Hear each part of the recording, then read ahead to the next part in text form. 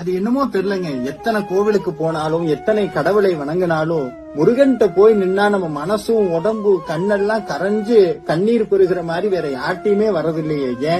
ஏன் அப்படின்னா 1000 பேர் சமைச்சாலும் அம்மா சமைச்ச சாப்பாட்டுக்கு ஈடு இணையான ருசி வேற எதுவுமே இல்லை. அதே மாதிரி 1000 கடவுள்கள் இருந்தாலும் முருகன்கிட்ட வர பாசம் மாதிரி வரமாட்டேங்குது. அதுக்கு பதில் இந்த பாட்டே சொல்லுது. என்னன்னா, எண்ணற்ற தெய்வங்கள் எத்தனை இருந்தாலும் எண்ணத்தில் ஆளவில்லையே முருகா, எண்ணத்தில் ஆளவில்லையே, மண்ணுக்குள் மகிமை பெற்ற மாமலை முருகனை போல் மற்றொரு தெய்வம் இல்லையே. என்னங்க பண்றது, எத்தனை தெய்வங்களை கோடி ஓடி